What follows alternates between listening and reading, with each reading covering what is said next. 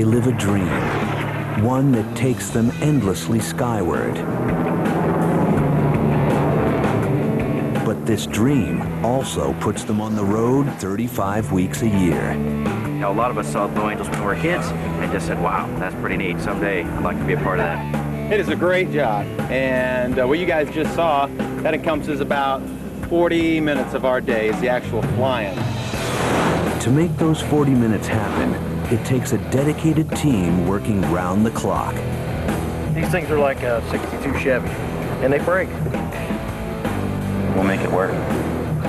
This high-speed, non-stop world of precision flying is focused on one goal: perfection.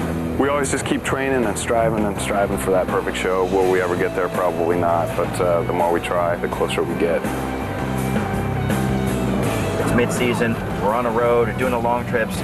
You know, this is when things really start to come together.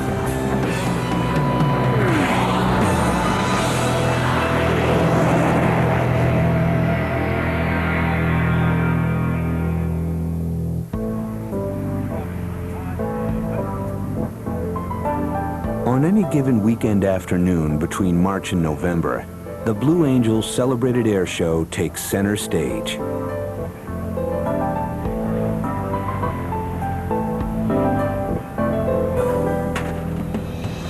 Here in big cities and small towns, crowds witness a finely tuned, carefully orchestrated program of military precision.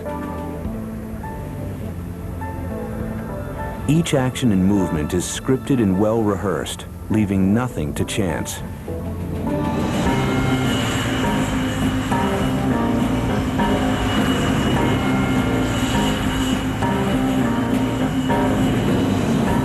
But prior to the jets taxiing down the runway, there's months of planning and coordination, all beginning in the office of Blue Angel number 8, Events Coordinator, Major Chandler Seagraves. Our job is planning all 35 show sites every year, from start to finish. All the operational side of what's going to happen at the air show. I take that show site folder and I hand it to number 7, and now he's responsible for it. Number 7 is Justin Otto, the show narrator who serves as the point man on each road trip. This time, he's heading out in advance of the team's longest stint, a 3-week tour that will take them to Oklahoma City, Anchorage, Alaska, and Traverse City, Michigan. We're leaving on Wednesday, a day early, and we're going to Oklahoma City. We're going to start with a brief for the air show committee, and really what I'm doing is I'm going to go through all of the checklists that they've been working on for the past few months, because tomorrow is such a compressed timeline. Everything has to be in place when everyone gets there, so today's pretty busy. We'll get there about 8 o'clock this morning, and I'll probably get done about 10 or 11 o'clock tonight by the time it's all said and done, so looking forward to it.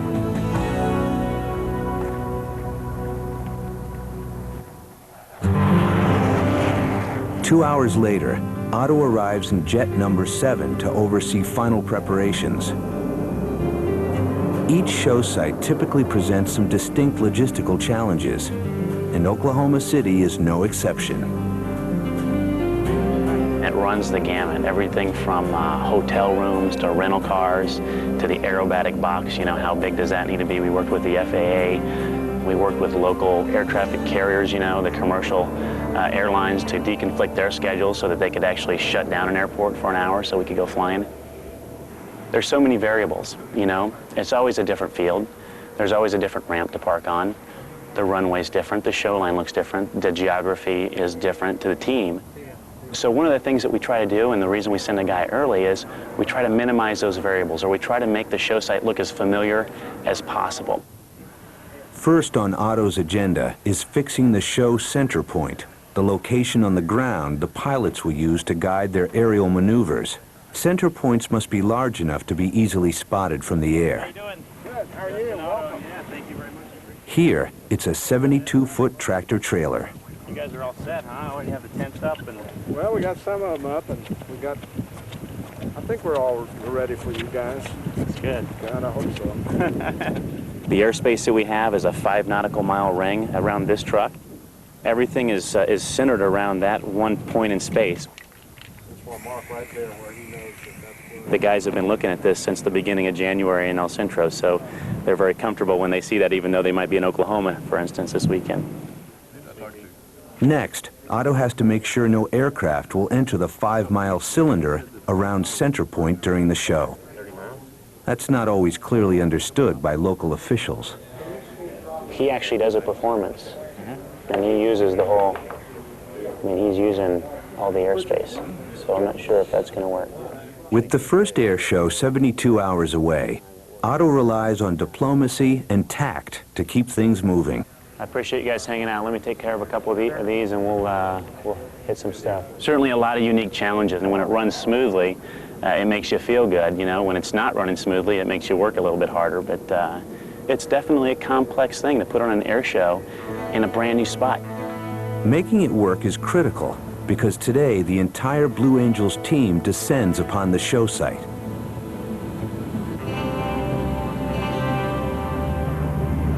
Fat Albert, the Blue Angels C-130 transport plane, leads the way. On board for the 2-hour flight from Pensacola and the 3-week tour, 40 crew members along with 25,000 pounds of equipment, including spare parts, communication gear, personal luggage, and of course, Patrick the Starfish. It's good to be in Oklahoma. Not long after, the Blue Jets arrive.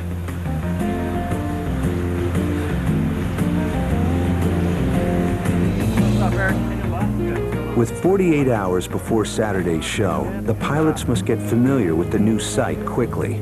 So it's right down to business, with Boss jump-starting the pre-practice briefing. Welcome to Oklahoma City, everybody. Admin. Yes, sir, boss. Debrief weather and transit. Get ready for circle. Sean and I will circle. We've got 45 minutes, so we'll get done what we can. Fuel, if we got just a couple minutes, I just want to go rage around. I just want to see the roll line, crowd left, crowd right. Okay? Good. Trail.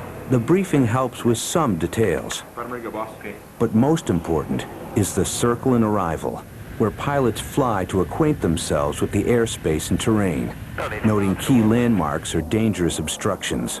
Flight Surgeon Gary Mullen plays a key role in the process.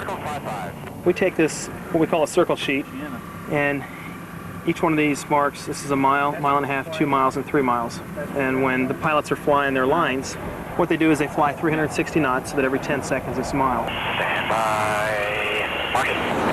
They'll say stand by market right when they go by Center Point, and they tell us every 10 seconds what it is that they see out of their cockpit. Circle mile and a half, the middle of the Cloverleaf intersection. Mark 3 miles, the blue storage shed by the clay field. 2 miles is the crowd right side of the shed with the green roof. 1 mile is the sign right next to the highway, which also is next to the tree. There's about 9 big pipes out there in the yard. SACAN 2.5. They'll say 1 mile mark, the red barn with a gray roof, and we write that down. So we do that in all these different directions, and then what they do is they take these checkpoints and they find them on the satellite imagery, and then they mark them on the satellite picture and study those tonight. That way when they're flying the show, they know that if they're over the red barn with the gray roof, that they're exactly 1 mile crowd right at Center Point. First the diamond, and then the solo pilots fly their lines for circle and arrival. It makes for a very busy day. Typically a Thursday for us, we transit on Thursday morning to the site where the air show is going to be. We do circle very shortly after we arrive, and then we do a full practice after that and a full debrief. So we call it Black Thursday for a reason, because they're pretty long days, but it's a necessity in getting things done, and we have to do the full practice as well. For most of the Blue Angels team, Oklahoma City is the first stop in an extended 3-week show tour. But for Dave Varner, this is a homecoming. Dude, how's it feel performing for the home folks?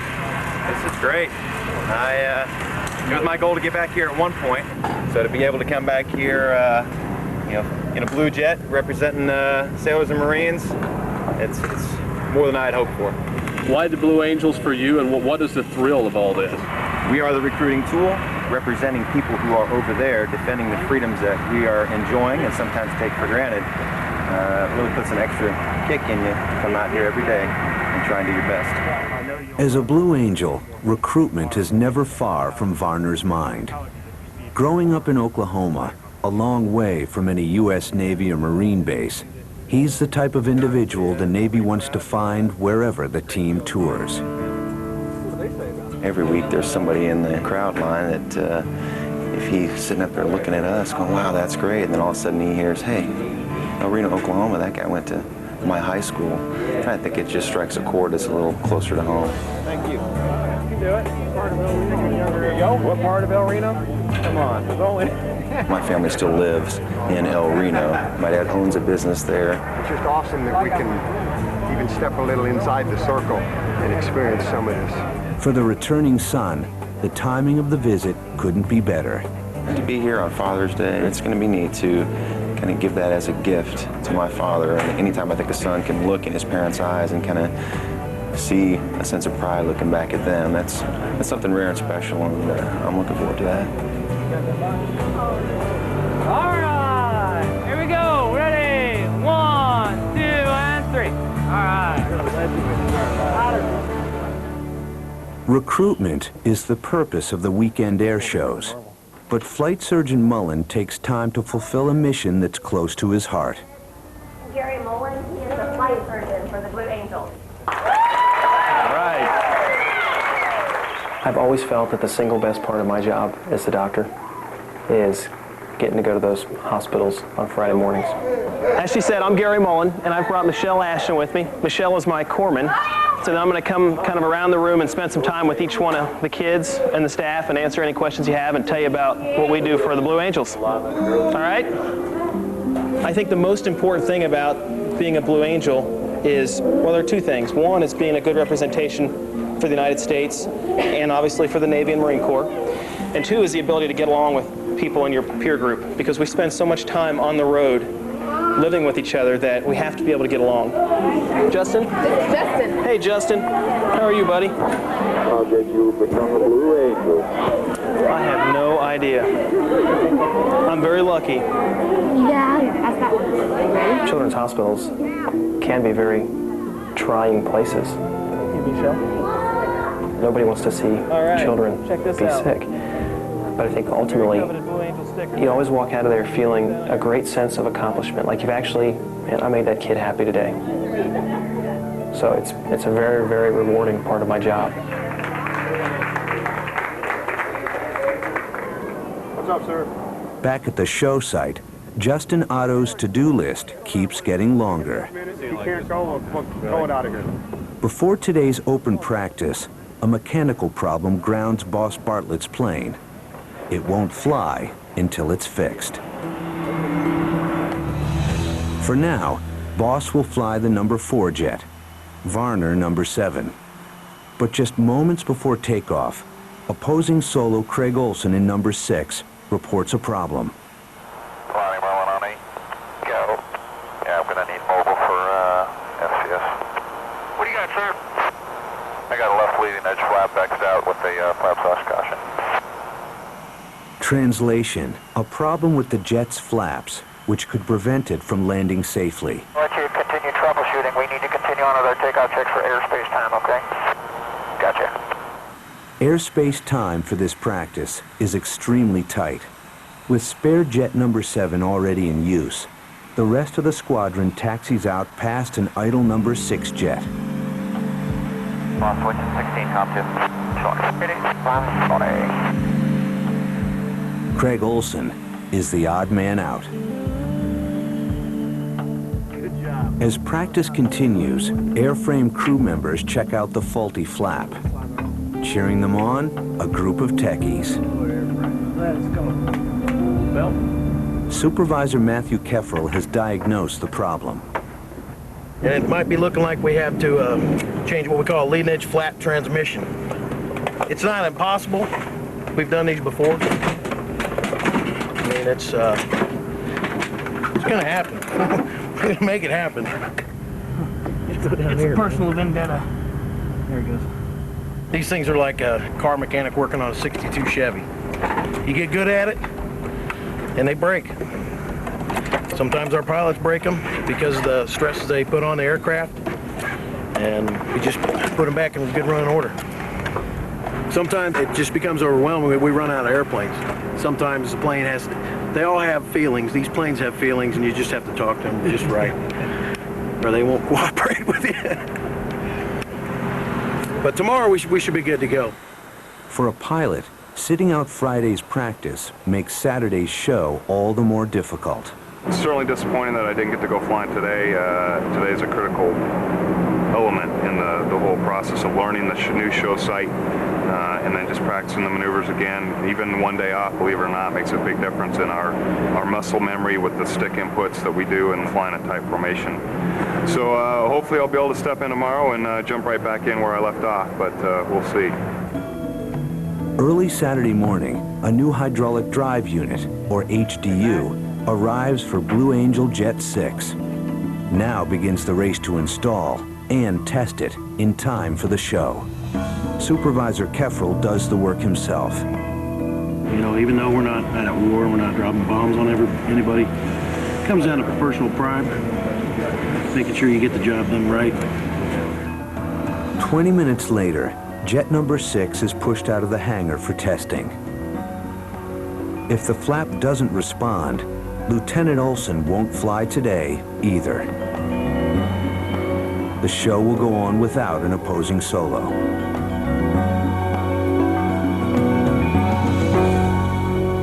Once again, Supervisor Keffrel coaxes a temperamental aircraft into performing, but it may all be for nothing.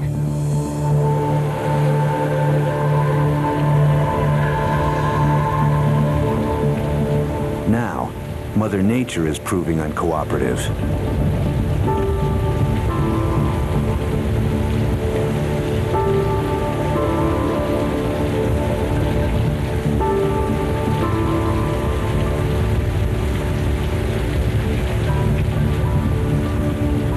2 hours before showtime, even the most loyal of the Blue Angel faithful are starting to make other plans. But not the maintenance crews.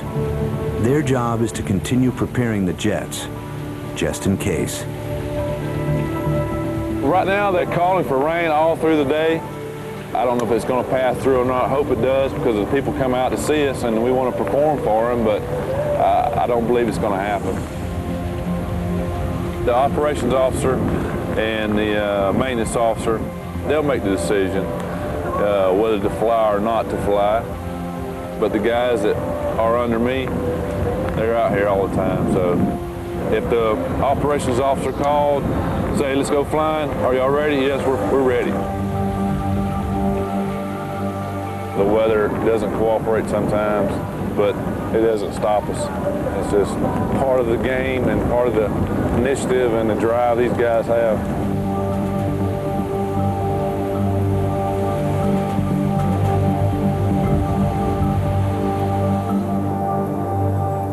As far as the fans are concerned and the vendors are concerned and all the displays out here, there's people out here sitting around in their chairs wrapped up in rain suits waiting. They'll be back tomorrow. And it's just part of the air show game. They're dedicated people who want to see us fly, and that's what we need to support our mission. With the jets being towed back into the hangar, that mission is on hold.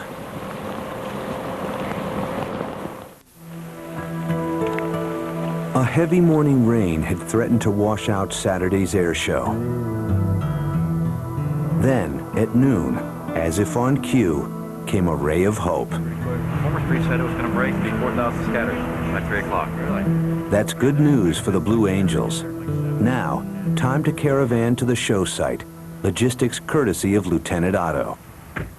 Every day we go to the air show, we always, there's air show crowds getting into the gate, you know, obviously sometimes hundreds of thousands of people trying to go in one or two gates. So for us, so we don't extend the day too long, we get a police escort. That's part of my job, is to get the caravan set up, coordinate with the police, make sure that they're going to be here, you know, and know where we need to go. And we do it every weekend. It's one of the most exciting parts of the day. Car, game on. Let's do it. That's right.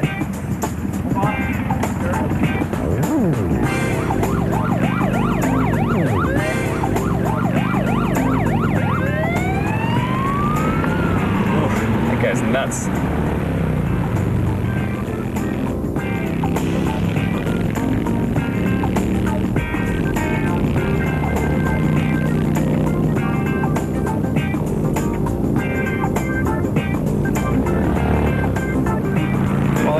It's a blast, you know. We often kind of laugh about it. It's the most dangerous evolution we undertake, you know, because you got 15 cars all stacked up here, you know, police escort. You know, sometimes around the country there's no traffic. Sometimes you're blasting through the middle of some city downtown, and you know, all the intersections are blocked, and here you come. You know, you feel like you see all these people on the side of the road, and they're looking at you going, who is that? It's kind of exotic, you know, kids love it.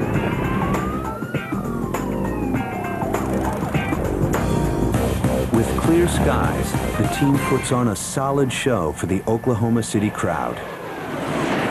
Solid, but not flawless. The pilots continually struggle with living up to their own expectations while reaching for an elusive goal. You're always trying to fly the perfect show, and every maneuver we're still trying to perfect. South pole, rolling out south bank. The last 2 weeks we've improved. I mean, everybody has seen it, just drastic improvement. I don't think we'll ever reach the perfect one, but one of these days I'll just get one better than that, and then there'll be another goal to reach. We've got the early part of the season behind us, and now we're really concentrating hard on the flying. We always just keep training and striving for that perfection and perfect show. Will we ever get there? Probably not, but the more we try, the closer we get. Everyone has such a commitment to the execution of the show, and to do it right, to do it well. The altitudes we fly at and the closeness of the formations, we have to seek perfection in the maneuvers. Simple as that. We're in a right turn for the Delta, left pitch upright, front clear. We're working with each other well. We're getting more comfortable with the on-the-road routine, so we can focus on tightening up the formations just so it's a better show for the spectators. If the demo is less than perfect, it's hard to find flaws in the team's crowd line performance. Did you get scared at all? You didn't? Here, in the heartland of the country, the Blue Angels personify naval aviation's mission and message. Start flying, you can, you know that, right? All right. You gonna go follow your brother up to Annapolis? Thank you. All right, Ram, we'll see you in 2 years, all right, buddy? Thank you. How are you? Yeah, well, thank you. I appreciate that. We're still working on it. Help you folks here and there. Thanks. Yeah, sorry, hi. Now, it's off to the next stop, Anchorage, Alaska. 2 different tankers, lots of moving parts. 6 hours, 2,580 miles. That's for the pilots in the Blue Jets. What was my first altitude? For the maintenance crew aboard Fat Albert, Alaska is a 9-hour flight, including a refueling stop midway. As Marine pilot Eric Himmler explains, without the C-130 transport plane, the Blue Angels Air Show does not get off the ground.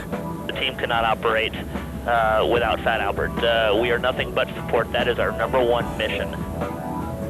We serve as a flying toolbox, basically. The challenge with Elmendorf, Alaska, for us is it is so far separated that if one of the F-18s happens to need an engine, for example, we would have to head down to probably California. That's about 8 hours. So we are at the team's disposal, and I tell you what, that is huge. That's something that a lot of other teams don't have. While supporting the team is Fat Albert's mission, crew members like Himmler often have a more personal objective. I joined the team to basically have an impact on people's lives.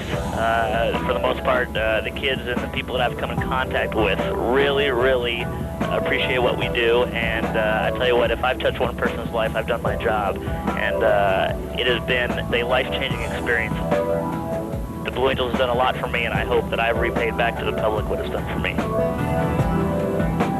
Touching down at Elmendorf Air Force Base, it's 10:30 in the evening. And of course, the sun is shining brightly, as it does over 20 hours a day this time of year. 45 more fishing trip. We got a tea time in 55 minutes. Right. Are you still on? It's gonna be hard to go to sleep. A rarely visited show site for the Blue Angels, Anchorage presents some rare logistical challenges. It's known as the small plane capital of the world, and its skies are often crowded with light civil aviation traffic. chances are very real that a plane might stray into the Blue Angels airspace during a practice or the weekend shows. But as the squadron discovers, simply getting into Alaskan airspace to practice involves a wait. In the control tower, it's Major Stefan Mueller's job to make sure the 5-mile cylinder is clear before sending the Blue Jets up. Yeah, because he's not going there, or he's lost. He monitors the radar screen, where each blinking light represents an aircraft, or, in this case, a potential hazard. He's out. He's just about out now anyway. I'm just worried about 900-foot guy. What's he doing? Out at the ComCart, Flight Surgeon Mullen and Maintenance Officer Dwayne Scruggs keep their eyes on the skies, watching for anything that might wander into the path of a fast, low-flying, 25-ton aircraft.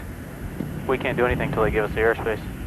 Boss Mo, stand by for takeoff clearance. We are working traffic, light civil, crowd left. It'll be a few minutes. Boss. Though there are clear skies overhead, the jets can only wait on the runway. Boy, there's a lot of airplanes down there. 7 of them right there. Crowd right, probably 3-4 miles. Finally, Mueller relays the word to the maintenance officer. It's okay there. Go. Be on the airfield and the airspace. Boss Mo, the updated winds are calm. We own the airfield and the airspace. You are cleared for takeoff. Have a good one. Thanks, Bo. Cleared for takeoff. Off brake now.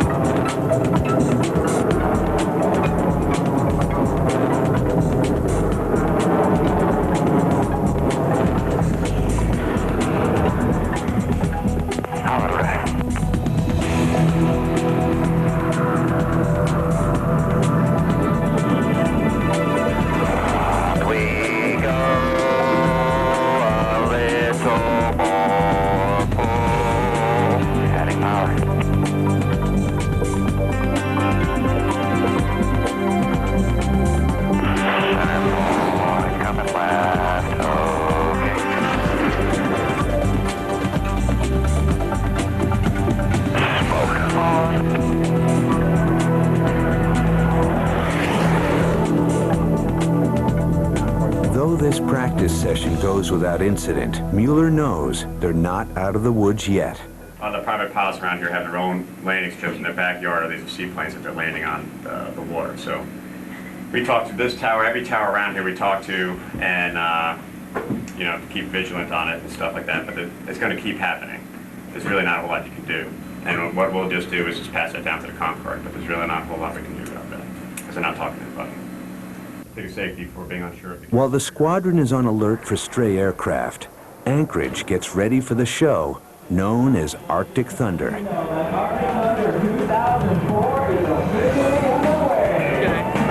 Up here, this is as big as it gets.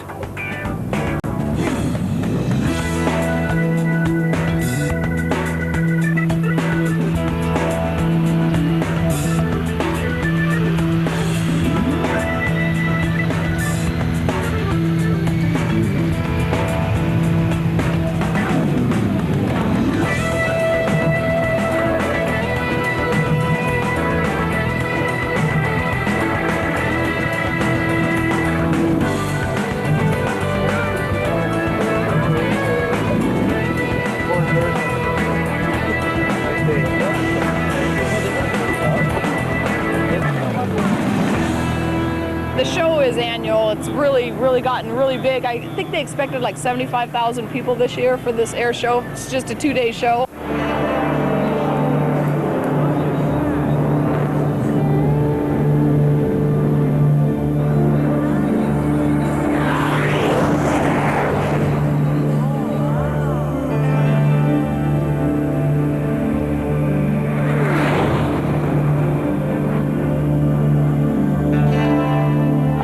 Because I love the flying, I love learning about aviation, and it's a wonderful community here in Alaska to see this type of show. This is not your average aviation / Blue Angel show. It's an amazing display of aviation skill and flying that I think anybody that wants to be a pilot or that is a pilot or just an average everyday person will appreciate. It's a wonderful recruitment tool for a lot of younger folks. And as the team members are finding out, a lot of recruitable young folks in Alaska and elsewhere are young women. When I was little, I was probably about 7 or 8. My parents took me here, and I got to watch the Blue Angels for the first time. And I just it was loud, but I managed to get past that. But just watching them, like the near miss when they're flying towards each other, just kind of caught my eye and just made me go, "Holy cow! This is what I like. This interests me." So.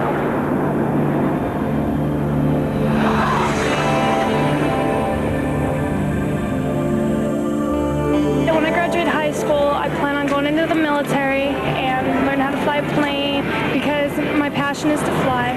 I love to fly.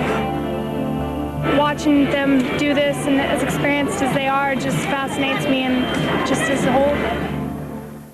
I mean, it's so great at an air show when a little girl runs up to me and says, "Oh my God, a female Blue Angel," you know, that's just the best feeling. So we're real people, just like they are.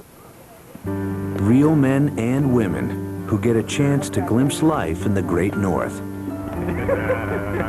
But their mission keeps the Blue Angel team on the move. The 2 days off we had here in Alaska really got us to recharge our engines, so we've had a blast here. We're loaded out to about 155,000 pounds for a long flight. The weather right around here, there's some scattered thunderstorms in the area, so we've got to pick our way through that. But once we get away from here, it should be clear sailing all the way to Grand Forks, North Dakota. Blue Angel 9er, wind 230 and 8, runway 24, clear for takeoff. Clear for takeoff, going to 9. Here, 109. Grand Forks, North Dakota is just a fuel stop. Their ultimate destination, an air show site that presents the biggest challenge of the season in an unassuming small town called Traverse City, Michigan.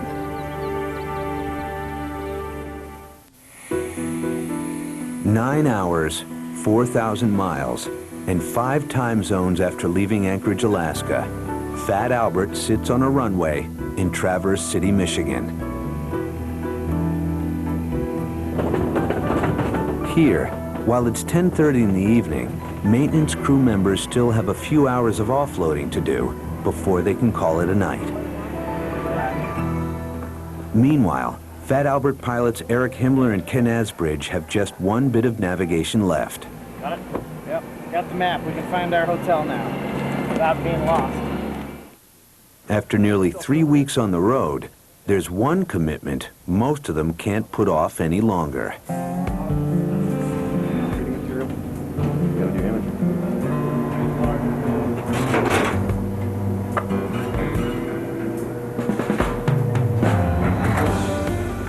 Welcome to the hidden, glamorous side of the Blue Angel lifestyle. You're away from your family. You just came from 4 days of work and a show, long transit down here, but yet you're in a beautiful place, so you want to go out there and experience Traverse City. But at some point, you got to get some clean skivvies, you know? While some team members wait out the spin cycle, Justin Otto's got show business to work out. From the air. 6530, Traverse City Air, go ahead. I request you take my radio card, Airborne Traverse City. Whereas on a normal show site, we would be right over the field, and we'd be performing over a runway. In this particular case, the show site is out over the water. That creates some challenges, you know. Now you're working with the Coast Guard. Now you're working with, instead of a police force on the ramp, keeping folks behind a certain line, now you've got guys out in boats, making sure that no boats go inside that aerobatic box. So that becomes an issue. What we're doing right now is setting this big Coast Guard boat up into the center point position. And since we don't have a runway because we're over the water, what we'll do is we'll set another boat up to the right side, and they'll draw an imaginary line between those two boats, and that will become our show line. So all the maneuvers will happen just outboard of that imaginary line. But it's pretty critical that we get them in the right spot, because where they go right now is where they're going to be all weekend.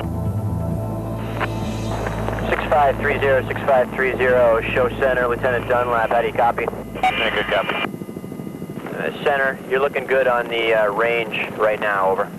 Using global positioning satellite coordinates, Otto places the Coast Guard cutter Acacia exactly where he needs There's it. the position of those guys right there.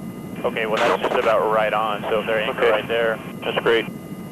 Cutter Acacia, center, you're good right there, north-south, over. Next, Otto positions the Crowd right boat that will help form the show line. Crowd right boat, Angel 7. Ready to copy, sir. Okay, north 44, 46.3, west 85, 36.5. Copy, sir. We'll get on that location. Perfect. But a floating center point and show line aren't the only things the pilots have to contend with. At the practice briefing, Len Anderson identifies a few obstacles looming large in their flight path. Behind the crowd left, are the antennas that are going to interfere with our running line there. But this comes up, you know, pretty significant, 400 or 500 feet. So it's kind of like we're flying down into the bowl as we do the run-in. And the other towers, you know, like I was saying earlier, those things are on 300, 400 feet of hilltop too. For lack of other options, you know, we'll just be conservative, keep everything high. Adjust from there. The towers will force the squadron to fly the show at an altitude twice as high as normal. They'll use practice time to make adjustments in their maneuvers and get comfortable with the site. But it's becoming clear that flying at Traverse City will be no picnic. This is probably the hardest show site we've had this year. You know, we've got to alter a lot of things, especially over the water. It's always smooth, you know, because the air heats evenly, so it's nice and smooth. But over the land, it's bumpy, so you kind of go from one extreme to the other. Tough place to put an air show on. But you know, today's Friday. It'll be our second look at it, and so we'll be more comfortable with it tonight. We'll know what we need to do, and then, you know, Saturday and Sunday we'll probably have a good time. Traverse City is one of several remote shows the Blue Angels perform each season.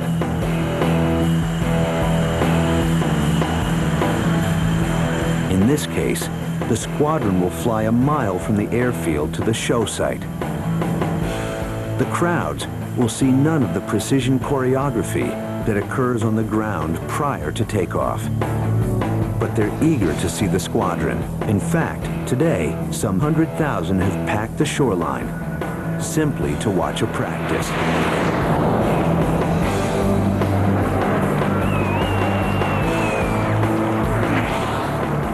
From the looks of it, they're enjoying every minute. And the pilots pick up on their enthusiasm. It's pretty cool to see a small town just, you know, developed in the air show and all these people out here to see us. I don't get to see that stuff a whole lot just because in the Diamond we're concentrating on other things. A little Diamond. You know, like not hitting each other and stuff like that. Storm, it is. Diamond, take it in. I was sure they were going to run into each other a half a dozen times, but they didn't. They're perfect. Well, not quite perfect. Opposing solo Craig Olson's had another run of bad luck with his jet, which means he'll spend more time on the ground and less practice time in the air. It actually went pretty well right up till the point where the jet decided to go south on me. So that's the first jet I broke today. The second one is still in the lineup, but they got some work to do on it. This jet behind us, the 6th jet, had a fuel pump fail, so they'll probably be here through the better part of the night. And then the second jet I flew today had a flight control problem. So I'm hard on the jets today, but that's part of the solar routine. We beat them up a little bit. Once again, the maintenance crews will need to get the beaten-up jets ready to fly. Work begins right away to replace number 6's fuel pump, and it continues into the evening. It's later towed back into the hangar, and next morning, the crew's still at it, pushing hard to get the repair done as quickly as possible. This determination is something the pilots know well. They don't get any of the recognition we feel like that they deserve, you know, just because everybody wants to see the guys in the blue suits. you know, they have no idea how much work behind the scenes, you know, goes on, that we get to borrow their jets and then bring them back to them. So I'm just like a NASCAR driver or something. The pit crews are the ones that do all the work. Saturday, the jets are repaired and the show begins. And as expected, the overland approach to the show site in the Delta Formation is a rough ride. It was like somebody was beating our jets with a sledgehammer. A little bit of texture. We're on the shortest 2 miles. This set, just like Oklahoma City.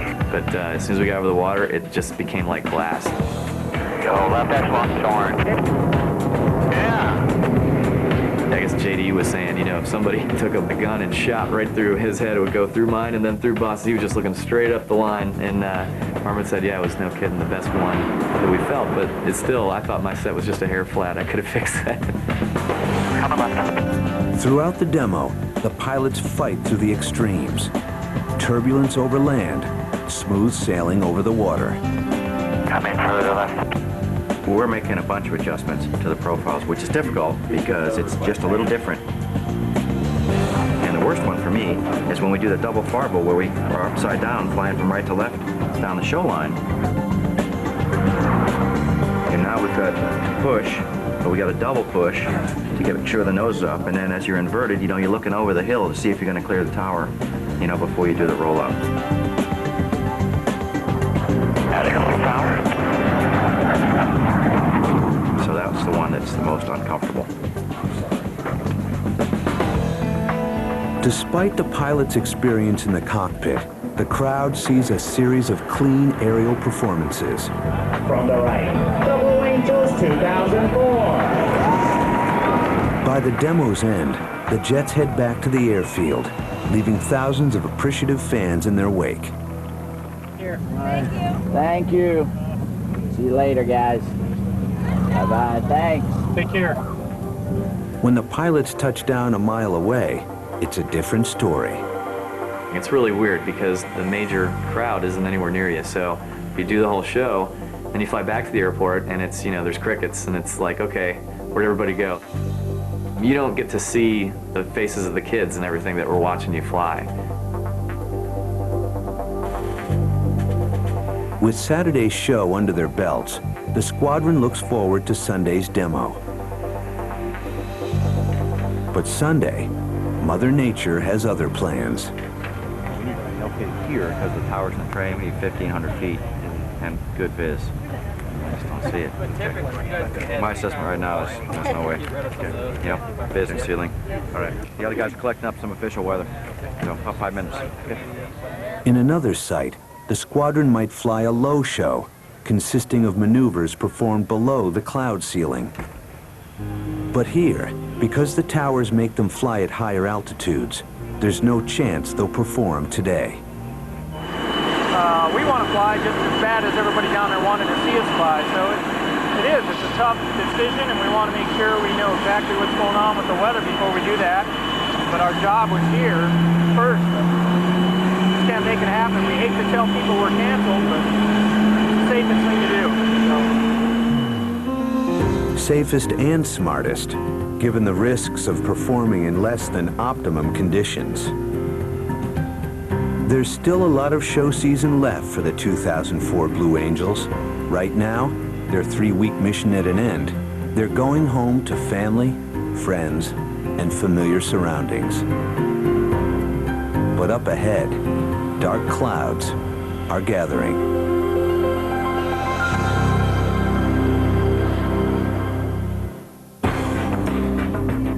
Next on the Military Channel, the Blue Angels return home and deliver one of the most incredible shows of the season. Don't miss Blue Angels, A Year in the Life, next on the Military Channel.